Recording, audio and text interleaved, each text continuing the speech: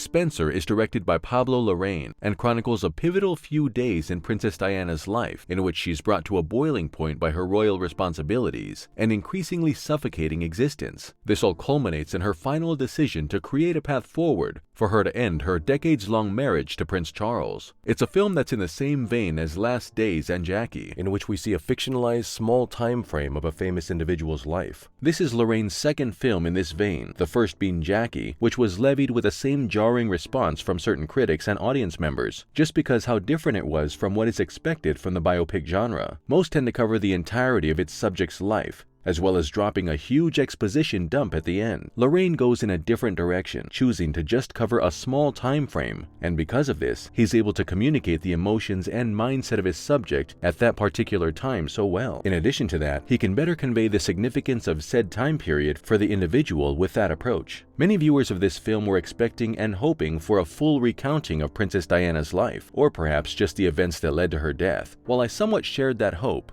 I did enjoy what I got. Spencer, unlike the majority of works on the royal family, isn't just a puff piece that shields or props them up. It exposes it for being the outdated and wasteful institution that it is. In the film, we see Diana's crown-mandated wardrobe, which seems to have a piece for every absurd dressing rule, each gown costing more than what the average UK citizen makes in several months. Not to mention the immense food waste, the very outdated practices and cruel treatment from the crown, along with her husband's infidelity, undoubtedly led Princess Diana to feel trapped and nothing more than but a shiny jewel for the crown. Something that's communicated with one of the hallucination scenes, where a string of pearls represents the suffocating grip the crown has on her.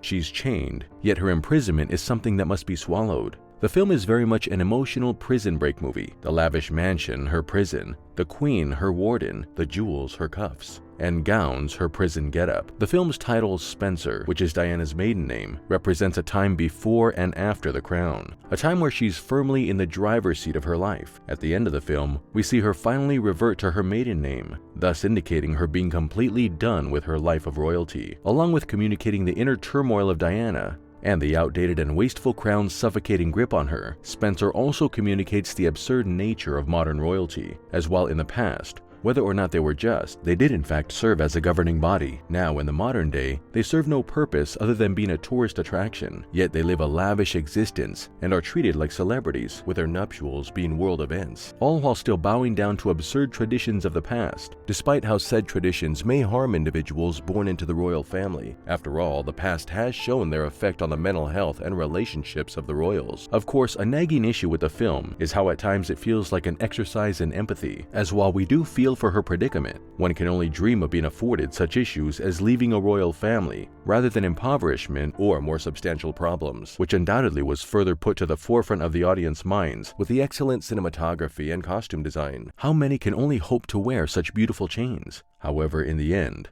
the film does more than enough to put that to the side of our minds. At least for some it did. Whether that's due to us knowing how her story ends can never truly be answered. Do you agree with my explanation of Spencer? Comment down below if you do or don't.